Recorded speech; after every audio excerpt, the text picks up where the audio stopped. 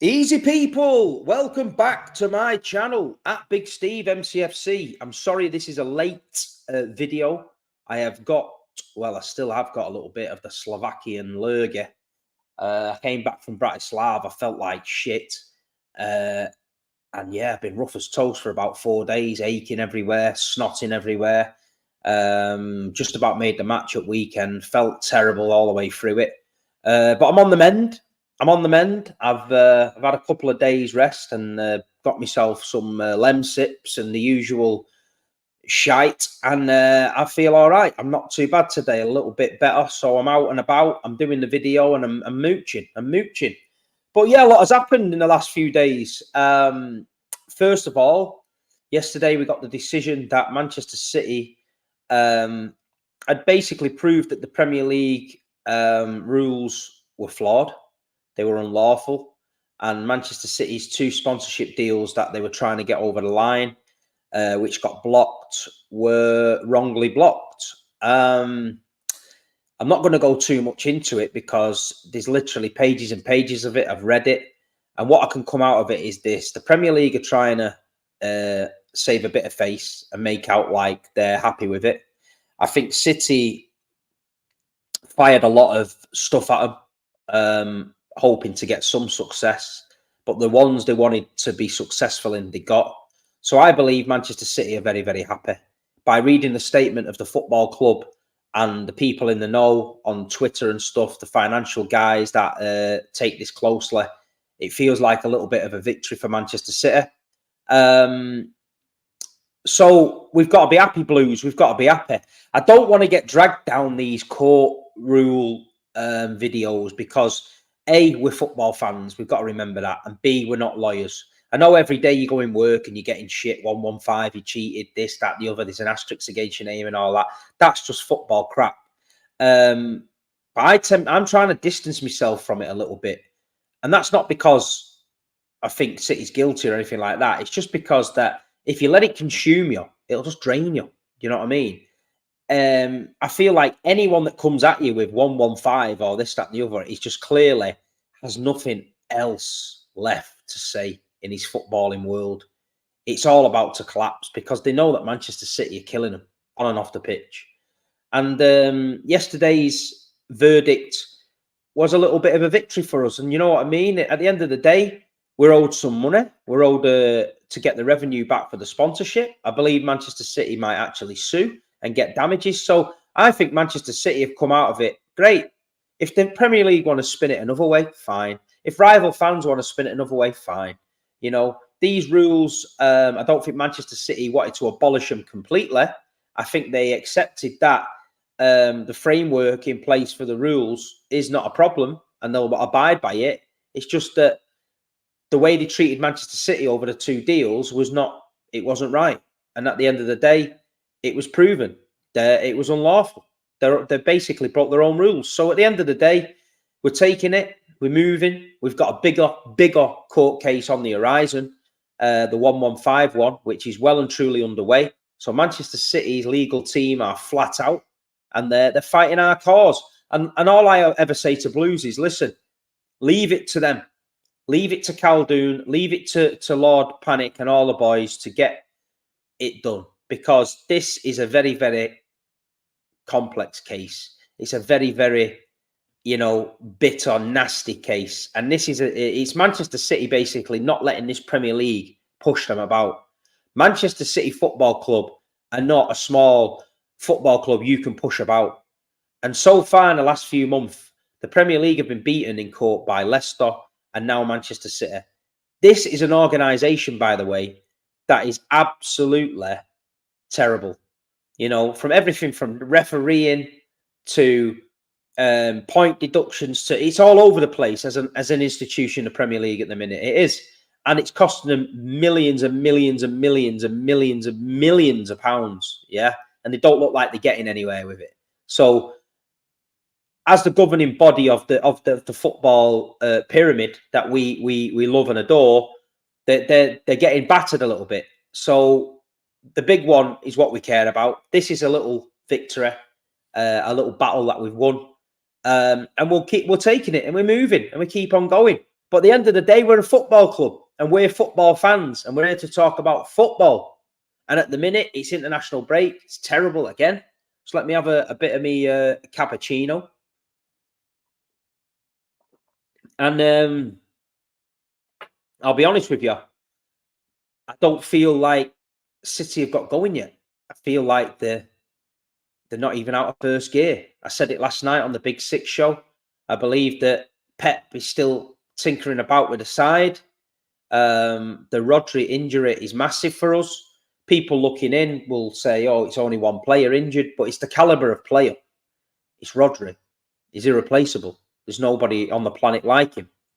And when you're set up the last few seasons to play with that player in there and everything is basically moulded around him, when you take that player out, you've got a problem.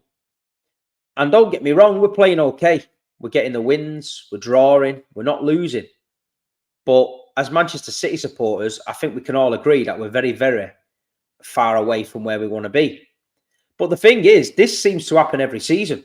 We always seem to be having this sort of chat around this time that Manchester City have not hit the ground running. Manchester City don't look like the team they did the year before.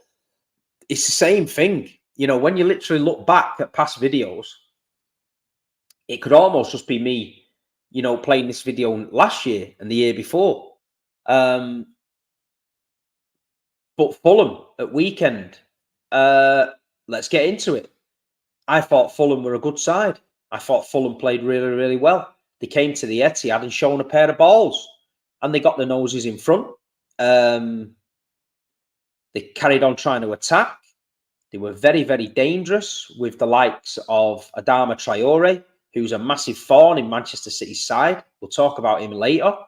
Jimenez up front is always a handful. I feel like the battle on the left, their left with Robinson and Bernardo on our right was a great little battle. I like Robinson as a player. I think he's very, very good. I feel Fulham have got some good players. Anderson from Palace is a great signing. And I think Fulham will upset a few people. I think they're a good side. They are a good side. And I think Marco Silva's got them playing really, really well. And on another day, let's be honest, on another day, if Adama Traore could finish, it might have been a 6-3 to Fulham that game. Do you know what I mean? You've got to give them credit where credit's due. I feel like City had another few gears to step into if they needed to. Looking at the bench as well, we had options. But looking through the City team, I feel like Kovacic stepped it up. I feel like he's adding goals to his game now. He's arriving on the edge of the box. And how many times a season do we always shout, shoot, and nobody shoots? At least he's having a go, you know what I mean? And it's paying off for him. But I feel like Kovacic in midfield is going to take up that Rodri role well, but he needs support. Ilkay Gundogan next to him. Yeah, Ilkay had a stinker at Newcastle, but he's played well since then. He's ticking along. We've got to remember Ilkay's age. We've got to remember at one point we got rid of Ilkay Gundogan because we felt we were past it. Now we've dragged him back. So we think we've got to use Ilkay, right? But the biggest problem for me, I think, is Bernardo Silva is wasted out on the right wing. I just don't think he's a winger. He doesn't offer a lot out there. He basically keeps the ball, like previous seasons when we played Jack on the left and Bernardo on the right. We keep the ball well, but there's no end product, even from Jack. You know, people say on here, you never criticise Jack Grealish. Well, at the minute, Jack's playing okay, but the end product is not there. He'll be the first to agree it. You know what I mean? It's very frustrating to watch, but it's the Pep way. He asks that from his players. Do you know what I mean? And congratulations to Jack Grealish as well, who became a father. And I don't know if you've ever seen Jack, the way he is around children and stuff, and he's fantastic. So I think he's going to be an absolute fantastic father. And hopefully this will be the making of Jack, and this will knuckle him down a little bit, and he'll realise that, you know, the lifestyle he leads sometimes is not the way to do it. He's now got a baby and he's a dad. So big up Jack and his partner for having a baby. Fantastic news. And yeah, let's hope it's the making of him. But I just feel like we've got to start either one of Doku or Savinho. We need that outlet in games, especially at home. I feel the Bernardo, Grealish on the wings, he's very, very slow. I feel like we need that outlet or that bit of excitement. You can always keep one on the bench for later on to freshen it up for me. So whether you start Sabinho or Doku, it is what it is. But at the end of the day, we found ourselves 1-0 down. Then we found ourselves 2-1 up. Fulham missed some great chances. I feel like the old Ruben Diaz was back as well. He was putting his head where his head shouldn't be. It was the last-minute lunges and blocks. That is the Ruben Diaz I fell in love with. That is the Ruben Diaz we want at Man City. The living on the edge Ruben Diaz, the aggressive, angry Ruben Diaz. I feel like when the players see that version of Ruben, I think it gives everybody a lift. We want him blocking them last minute. We want the I5s. We're seeing Josko Gvardiol doing the same. Do you know what I mean? But you've got to give credit to Fulham because the counter-attack football they played, it worked. You know, Jimenez, he's a handful in the middle of the park. And Adama Traore, there was one point, he ran down the wing and he grabbed Rico Lewis like he was a 5-year-old kid. He moved him out of the way and he just went through. And that was alarming for me. Rico got a bit of stick online off certain members. I don't know. I don't agree with it. I think Rico at right back was good. I think you are going to get games and moments against individuals where you're not always going to come out on top. But I feel like he kept the shape well. I feel like he got into midfield well. And I feel like he did okay. He did okay. And then Kyle Walker came on. And we had the foot race. Kyle Walker versus Adama Traore. Kyle Walker with a yard head start got roasted. And I mean roasted. And it was towards the south stand they were running. And I could see it in Kyle's face that he was struggling with that. He was struggling with that pace. Now, 2 years ago, Adama Traore, Kyle Walker, I think Kyle Walker beats him. He skips ahead, takes the ball, it's done. This version of Kyle, obviously with his age, etc., he's definitely lost a yard or two of pace, in my opinion. But him losing a yard or two of pace, he's probably good enough to get and catch 90% of players. But the odd fucking speed demon like him, it was a big worry. Kyle just sort of let him go as if to say, I can't catch him, let Edison deal with it. And thankfully, Edison dealt with it. But I don't know what you think, Blues. Let me know in the comments. Are we up to speed yet? Is this how it's going to be all season? Are we going to be this inconsistent? 1 minute we look like fantastic, then we're conceding goals. We've got to admit that the conceding goals thing is a worry. But I think it falls in line with Rodri. I feel like your big shield in front of your back four that stops counter-attacks and breaks, etc., is missing. It's all over the place. So I feel like we are going to concede a lot more chances without Rodri there. I just think that's a natural thing. I think we've got to get to January, damage limitation, and we've got to pull the trigger on somebody that they had in mind to come in and maybe fight for Rodri's place. I think you've got to go and get him. Even if it was a year down the line, we're going to get this player. I think we've got to get him. Or we've got to use the loan market very, very well. Pay a big, big loan fee. Get somebody in to get us over the line. Because Kovacic, Gundogan, Rico, Stones, Bernardo, are they going to get us over the line in certain big, big games? Or are we going to fall short? I don't know. I hope we can do it. We've got the best manager in the world, Pep, who's clearly always come up with a solution. So I feel like he'll be overthinking that and getting something right. But look, at the minute, if we stop, see where we are, same points as Arsenal, 1 point behind Liverpool, undefeated, we've got to take it. A couple of draws in there that we're not happy with, but we've got to take it. And I'm going to tell you something now about Pep. You've seen the banner at weekend, Pep, we want you to stay. My thoughts has always been, this is Pep's last season. Even last week, watching him in the press conference, I thought, it's still his last season. But then the person that told me it was Pep's last season and has told me this for 12 months, yesterday told me, I think Pep's going to stay. And I was like, really? And he was like, yeah, I've been told he's going to stay. Now, this isn't Big Steve in the know bullshit. This is my opinion. This is the person I was going off, who I trust at City, told me he thinks Pep's going to stay. So if that's the case, I'm over the moon. And I feel brilliant. But we'll wait and see. We'll wait and see. But I'd rather get it over with sort of mid-season. I don't want to be thinking this is Pep's last season all the way to the end, panicking. I'd rather get around Christmas and Pep say 100% I'm going. This is my last season. Then we can give him a send-off and get ready and give it him and give the boys everything till the end. Or he turns around and goes, I'm staying again. I love this football club. I'm staying again. And we go again. You know what I mean? So I'd like an end to it. But obviously football's not ideal. And sometimes they leave you to the end. But we don't want a Jurgen Klopp situation where maybe he announces a bit too early he's leaving and it goes to shit. You know what I mean? Because I think that's what happened last year with him. But let me know what you think. Does Pep stay? Does he go? Kovacic situation at the minute. Are we going to get through this Christmas period to January and be okay?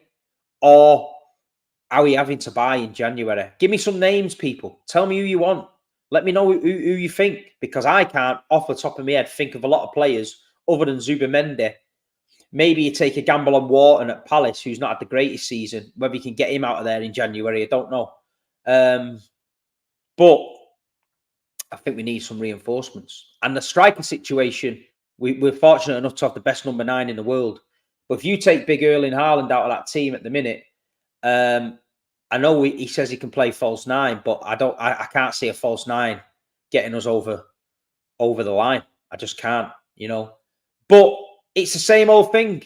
It's the same old thing. It's October. It's getting cold. Big Steve's got the lurgy. We're talking about the season again. Like, we've got major issues. There's a lot of teams that would swap their situation for ours. We've just had a favourable victory against the Premier League. So it's not all bad, people. It's not all bad. It's good. But listen, people, thank you for watching. Let me know what you think about this Premier League ruling. I have seen the PR spin from both sides, but I was reading a few pages of it this morning, and it does look like to me that City are happy with the verdict. Do you know what I mean? They're happy with it. The Premier League have got to make some changes. There's going to be some football clubs, I think, who have benefited from loans with 0% interest, etc., that might have to change things, which is always good. So we move. But listen, international break, please enjoy it. It's not ideal, again, just as you feel like you're getting rhythm, you're in an international break. Wolves away next. It's not a bad fixture to go into. They are currently bottom of the league. They did beat us at Molineux last season, and they are on the list of teams that were grassing for the Premier League. So let's hope we can go there to Molineux and bop them for about 6 and let them all know that they are Jobsworths. Anyway, people, please hit a like on the stream. Please subscribe to my channel. Please share my videos in Man City groups. It does help. If you're not following me on Instagram, it's at Big Steve MCFC. If you're not following me on TikTok, it's at Big Steve MCFC. And it's worth it because you get different content on different platforms from me. Anyway, enjoy the international break. Make sure you have your flu jab. No, I'm only joking. I don't have the flu jab, but that's why I'm ill. Make sure you get look after yourself. The cold is coming. And yeah, roll on Wolves away. Come on, City.